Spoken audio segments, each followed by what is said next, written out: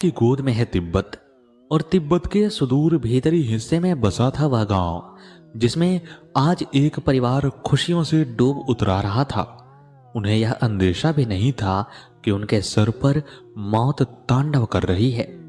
वास्तव में उस परिवार के मुखिया की बेटे की आज शादी थी। वे इतने खुश थे कि उन्होंने उस छोटे से गांव से कम 80 लोगों को अपने यहाँ निमंत्रण देकर बुलवा लिया था। वहां पर मंगल गीत गाए जा रहे थे, सभी हर्षोल्लास से झूम रहे थे। लेकिन इस खुशी वाली जगह से मात्र थोड़ी ही दूर पर एक 16 वर्षीय लड़का क्रोध और दृढ़ता की प्रतिमूर्ति बना हुआ तांत्रिक क्रियाओं में व्यस्त था। उसके कमरे में एक रहस्यमय शांति थी। अंधेरा था, सामने कुछ पुतले रखे हुए थे और एक दीपक जल रहा था। लड़के की आंखें बंद थीं और चेहरे की नसें क्रोध के मारे खिंची हुई थीं। वह लगातार अपने होठों से एक मंत्र बुदबुदाता जा रहा था। जैसे जैसे समय बीतता गया, उसके मंत्रों को बुदबुदाने की गति भी तेज होती गई। उसकी आवाज भी फुसफुसाहट से बदलते हुए गर्जना में बदल गई। वह लड़का बार बार एक ही मंत्र पढ़ता और फिर मुंह से कुछ ऐसी क्रियाएं करता जो कि हम लोगों के समझ से बाहर हैं। ऐसा करते हुए थोड़ी देर बीता कि वहां बाहर अचानक से बादल घुमड़ने लगे। जहां पर विवाह हो रहा था वहां चारों तरफ काले बादल घिर आए और फिर अचानक से बादलों से ओले बरसने लगे। ये ओले सामान्य से बहुत अधिक बड़े थे। एक ओला जिस पर भी पड़ जाता उसके प्राण पखेरु उड़ जाते। देखते ही देखते बिना संभलने का मौका दिए उन ओलों ने उन सभी 80 लोगों को मौत के घाट उतार दिया। यहाँ लोग एक एक करके जानवर की तरह मर रहे थे और वहां कमरे में बैठा हुआ वह 16 वर्षीय तांत्रिक खुशियां मना रहा था। उसके चेहरे पर एक एक मौत मानो सदियों का सुकून दे रही थी। कौन था वह तांत्रिक? वह तांत्रिक था मिलारेपा। मिलारेपा का नाम आज भी तिब्बत में बहुत जाना पहचाना नाम है।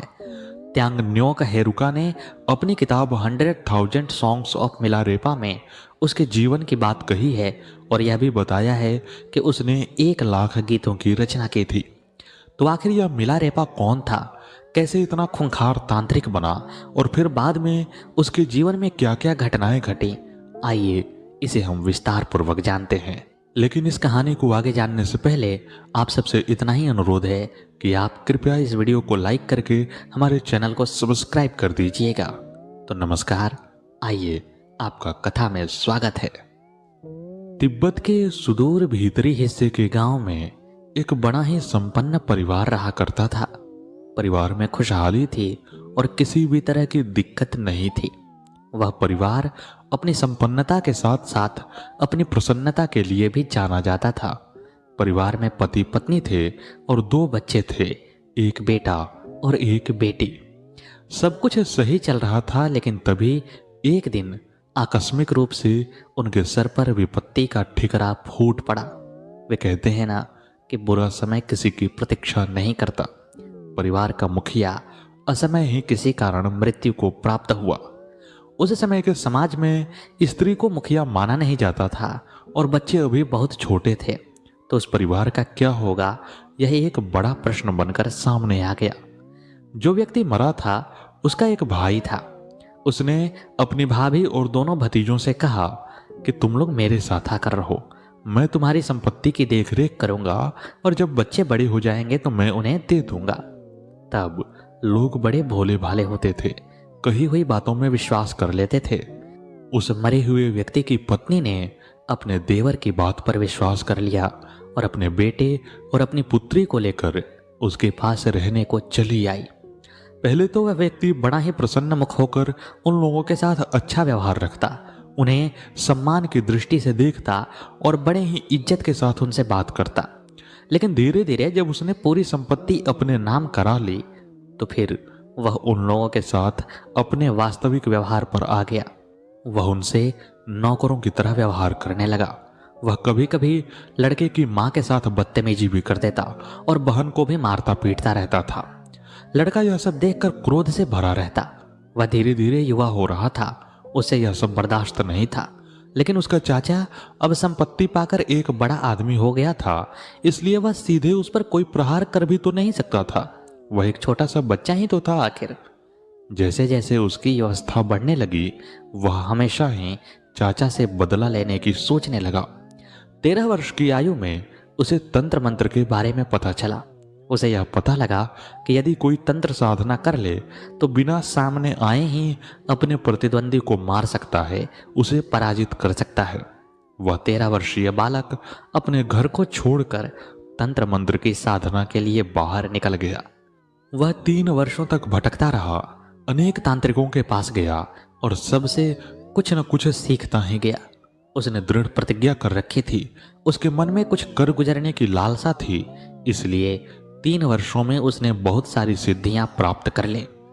जब 16 वर्ष का वह बालक सिद्धियों को प्राप्त कर अपनी माता और बहन को बचाने के लिए वापस आया तो उसे पता चला कि इस चाचा के अत्याचार से उसकी माँ और उसकी बहन दोनों ही स्वर्ग सिधार गई हैं। अब इस बालक के क्रोध का पारावार नहीं रहा।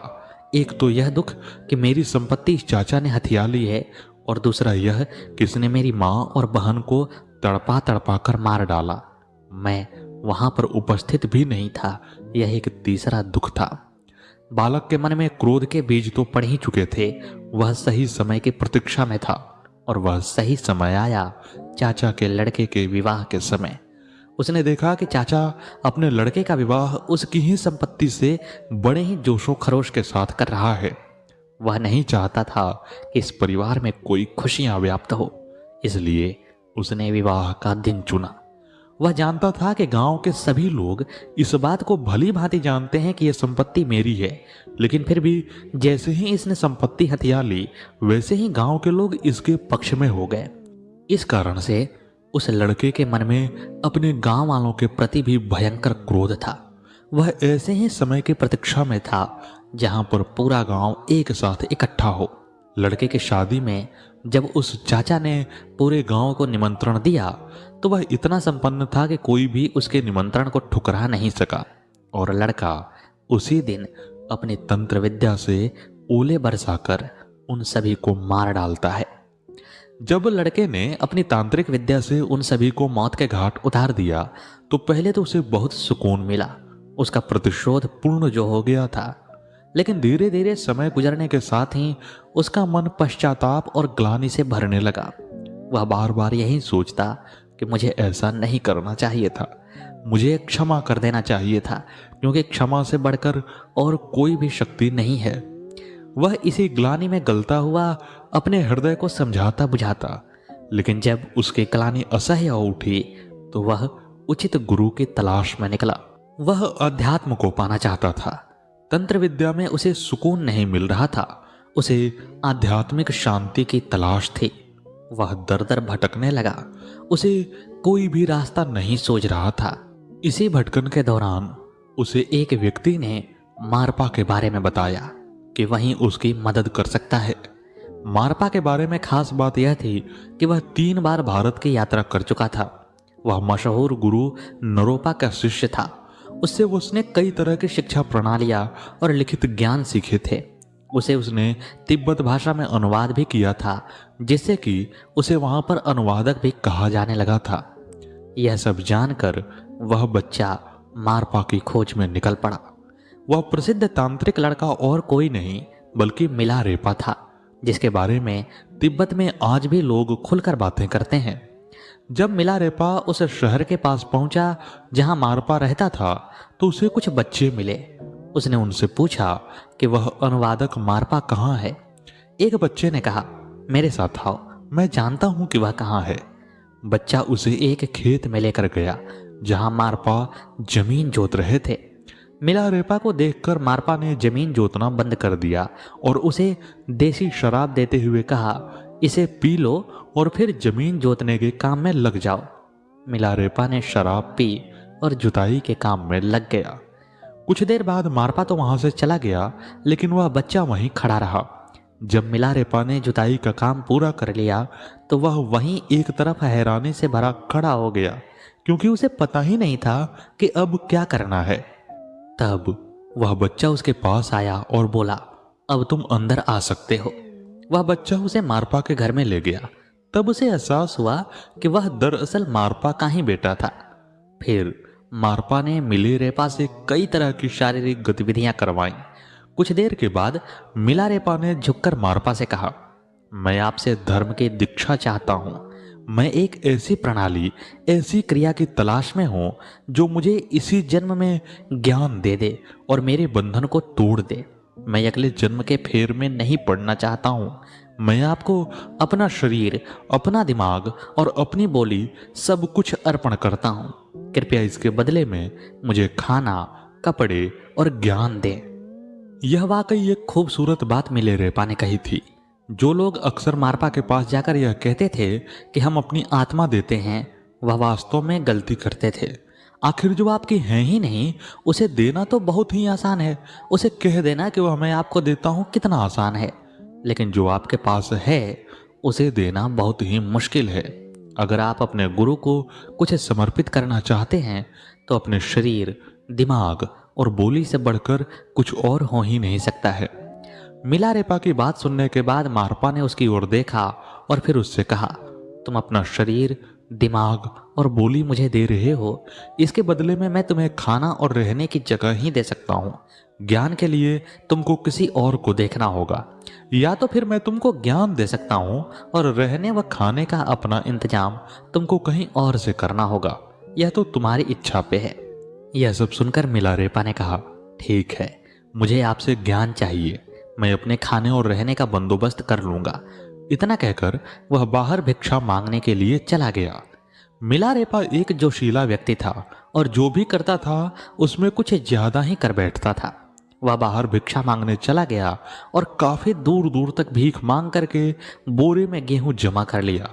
दरअसल वह एक ही बार में साल भर का खाना जमा कर लेना चाहता था, ताकि मारपा के साथ बैठकर धर्म और ज्ञान की बातें सुकून के साथ सीख सके। उसने बहुत सारा गेहूं जमा कर लिया, जिसमें से थोड़ा गेहूं बेचकर उसने खाना बनाने के लिए पारंपरिक 4 मूठ वाला तांबे का एक बर्तन खरीदा। गेहूं के भारी बोझ के साथ वह मारपा के घर वापस आया और धड़ाम की आवाज के साथ उसने गेहूं का बोरा नीचे रखा। जब मारपा ने यह आवाज सुनी तब वह दोपहर का खाना खा रहा था। वह खाना खाते हुए बीच में से उठकर बाहर आया और बोला, लगता है तुम बेहद गुस्से में हो। इस गेहूं के बोरे और बर्तन की आवाज से तुमने पूरे घर को दहला दिया। लगता है कि अपने चाचा के घर की तरह तुम इस घर को भी बर्बाद कर दोगे। बस बहुत हो गया, अब निकल जाओ यहां से। यह सुनकर मिलारेपा गिड़गिड़ाने लगा, आपने मुझसे अपना खाना लाने को कहा था तो मैं ले आया, लेकिन यह बहुत भारी था, इसीलिए रखते समय मुझसे यह संभल नहीं पाया और धम से बोरा नीचे आ गिरा। मारपा ने कहा, नहीं, तुम्हारे रखने का तरीका सही नहीं था। तुम खाने को इस तरह फेंक नहीं सकते। इन सभी बातों का हमेशा ध्यान रखा जाना चाहिए। लोगों के व्यवहार का इसी से समझ आता है कि वे कैसे बैठते हैं, कैसे खड़े होते हैं, कैसे चीजों को रखते हैं और किन बातों को किस तरह से लेते हैं। इसलिए मारपा ने कहा कि अब कुछ भी नहीं हो सकता है। तुमने बोरे को ठीक तरीके से न रखकर उसे फेंका, इसलिए या तो तुम यहां से बाहर जाओ या यहां रहकर पहले मेरे घर के काम करो, फिर मैं तुम्हें सिखाऊंगा। कई सालों तक ऐसा ही चलता रहा। मिलारेपा घर का काम करता और दूसरे शिष्य आते और वहां चीजों को सीख कर लौट जाते। मिलारेपा को न तो कोई दीक्षा मिली और न ही कोई सीख। हालांकि बीच बीच में वह सत्संग के दौरान छिपकर उसके बीच पहुंच जाता और चाहता कि उसके गुरु से कुछ शिक्षा उसे भी मिले, लेकिन जब भी वह छिपकर वहां पहुंचता तब तक मारपा को पता चल जाता और वह अपने शिष्यों के साथ मिलकर उसकी पिटाई कर देता। ऐसा ही बहुत समय तक चलता रहा। मिलारेपा छिपकर बैठता और मारपा उसकी पिटाई करवा देता। धीरे धीरे जब बहुत समय गुजर गया तो आखिर एक दिन मिलारेपा ने मारपा की पत्नी दमेमा से याचना की। दमेमा मिलारेपा के प्रति एक माँ की तरह सहानुभूति रखती थी। उसने मारपा से कहा कि आप इसे कुछ सिखा क्यों नहीं देते हैं, यह बहुत समय से हमारी सेवा कर रहा है। अपनी पत्नी की बात को सुनकर मारपा ने कहा कि यदि यह मेरे बेटे के लिए एक 3 कोने वाला घर बना देगा तो मैं इसे अवश्य ही शिक्षा दूंगा, लेकिन शर्त यह है कि इसे घर को अकेले ही पूरा करना है, उसमें किसी की भी सहायता नहीं लेनी है। मिलारेपा यह सुनकर शर्त को मान गया और घर बनाने में लग गया। उसने दिन रात एक कर दिया। उसने अपने मेहनत से 3 कोने वाला घर कुछ ही महीनों में बनाकर तैयार कर दिया। हालांकि इस दौरान उसका शरीर बुरी तरह से थक गया था और जगह जगह से कट भी गया था। लेकिन जैसे ही 3 कोने वाला घर बनकर तैयार हुआ तो मारपा ने कहा, मुझे यह घर अच्छा नहीं लग रहा है। अगर इसमें 4 कोने होते तो बराबर दिखता। मिलारेपा फिर से अपने काम में लग गया। कुछ महीने के बाद उसने 4 कोने वाला घर बना दिया। फिर मारपा ने कहा कि यदि इस घर की बुर्ज 60 फीट ऊंची होती तो कोई बात भी होती। मिलारेपा एक बार फिर से अपने काम में लग गया। वह काम पूरी करता और मारपा उसे कुछ दूसरा काम बता देता। इसी बीच यह भी चलता रहा कि मिलारेपा छिप छिप कर सत्संग सुनने की कोशिश करता और उनके शिष्यों द्वारा पीटा जाता और बाहर आ जाता। जब मिलारेपा ऐसा करते हुए बहुत समय व्यतीत कर देता है तो एक दिन पुनः गुरु पत्नी के पास जाता है और कहता है कि मेरी उम्र अब ढलने लगी है, मैं बूढ़ा होने लगा हूं, लेकिन फिर भी मुझे कोई ज्ञान नहीं मिला है। अब आप ही कुछ कर सकती हैं। तब गुरु की पत्नी ने एक दूसरा उपाय निकाला। उसने मारपा के नाम से एक चिट्ठी तैयार की और मारपा के ही हस्ताक्षर करके मिलारेपा को देते हुए कहा कि इसे लेकर तुम एक भिक्षुक के पास चले जाओ, वह भी तुम्हें आध्यात्म की शिक्षा दे सकता है।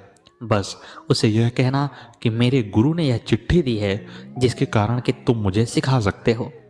भिक्षुक वह चिट्ठी पढ़कर मिलारेपा को सिखाने लगा, लेकिन वह जब भी सिखाता मिलारेपा के मन में कुछ जाता ही नहीं था। शिक्षा का कोई प्रभाव नहीं पड़ रहा था। तब भिक्षुक ने कहा कि ऐसा पहले कभी हुआ ही नहीं, जरूर तुम्हारे साथ कोई दिक्कत है। तभी वहां पर मारपा भी आ गया। उसने भिक्षुक को फटकारते हुए कहा कि मेरे द्वारा दीक्षा दिए जाने वाले शिष्य को तुम किस तरह से दीक्षित कर सकते हो, यह गुरु धर्म के विपरीत है। तब भिक्षुक ने वह चिट्ठी दिखाई और कहा कि यदि यह चिट्ठी तुम्हारी नहीं है तो वही यह गलती है जिसके कारण मिलारेपा कुछ सीख नहीं पा रहा है। जब मारपा के सामने मिलारेपा का झूठ प्रकट हो गया तो मिलारेपा के मन में बड़ी ग्लानि हुई। वह अपने हृदय में इतना गल गया कि आत्महत्या के विचार से वहां से चला गया। मारपा ने अपनी पत्नी और उस भिक्षुक से कहा, मैं उसे बहुत समय से इसलिए नहीं सिखा रहा था क्योंकि उसके मन में अहंकार था। वह बार बार चोरी छिपे ज्ञान भी लेना चाहता था। वह निश्चल हृदय का नहीं हो पाया था। हालांकि आज उसको जब ग्लानि हो रही है तो उसका हृदय पवित्र हो गया है। अब मैं उसे अवश्य ही ज्ञान दूंगा। तब वह मिलारेपा को खोजकर उसे वापस लाया और दीक्षा देने लगा। कुछ समय के बाद मिलारेपा जब पूर्ण रूप से दीक्षित हो गया तो मारपा ने उसे कहा कि अब तुम डाकिनी साधना करो। एक कमरे में बैठकर दिए गए मंत्र के साथ तुम डाकिनी का ध्यान करो। मिलारेपा ऐसा ही करने लगा। 3 दिन बीत गए। कमरे का अंधेरा और मिलारेपा का वह मंत्र, केवल यही 2 लोग उसके साथी थे। मंत्र पढ़ते हुए वह बार बार डाकिनी का ध्यान करता। तीसरे दिन के अंतिम प्रहर में डाकिनी वहां पर प्रकट हुई। कुछ लोग कहते हैं कि स्वप्न में आई, लेकिन जो भी था डाकिनी मिलारेपा से बात करने लगी। मिलारेपा से बात करते हुए डाकिनी ने कहा कि तुम अपने गुरु मारपा से कहो कि उसके पास जो पूरी शिक्षा है, जो आखिरी शिक्षा है, वह भी तुम्हें दे दे। तुम्हारी शिक्षा में केवल एक कमी है जिससे कि तुम पूर्ण अभी नहीं हुए हो। मिलारेपा डाकिनी की बात सुनकर अपने गुरु के पास गया और वहां पर जाकर उसने कहा कि गुरुदेव, आपने मुझे एक शिक्षा तो दी ही नहीं। डाकिनी कह रही हैं कि तुम्हारे पास एक शिक्षा का अभाव है। यह सुनकर मारपा ने कहा कि मैंने जितनी भी शिक्षाएं पढ़ी हैं वह सब तुम्हें समर्पित कर दी हैं। मेरे पास ऐसी कोई शिक्षा नहीं है जो मैं तुम्हें दूं। लेकिन डाकिनी की बात गलत तो हो नहीं सकती है, जरूर इसके पीछे कोई ना कोई कारण होगा, इसलिए हमें अपने गुरु के पास चलना चाहिए। यह कहकर मारपा मिलारेपा को लेकर भारत में नरोपा के पास चला आया। नरोपा मारपा के गुरु थे और पहुंचे हुए आध्यात्मिक व्यक्ति थे। नरोपा ने जब मिलारेपा और उसके गुरु की बात सुनी तो नरोपा बड़े प्रसन्न हुए और उन्होंने वह आखिरी विद्या मिलारेपा को दी। उसके बाद नरोपा ने मारपा से कहा कि तुम पढ़ने में बहुत अच्छे थे, तुम में भी आध्यात्मिक शक्तियां हैं, लेकिन मिलारेपा जितना दृढ़ता तुम्हारे अंदर नहीं है। इसी कारण मैंने तुम्हें आखिरी विद्या नहीं दी थी। मुझे योग्य शिष्य की तलाश थी और वह योग्य शिष्य मिलारेपा निकला। कहते हैं कि उसके बाद से मारपा, जो कि अधिक वृद्ध था, वह मिलारेपा का शिष्य बन गया।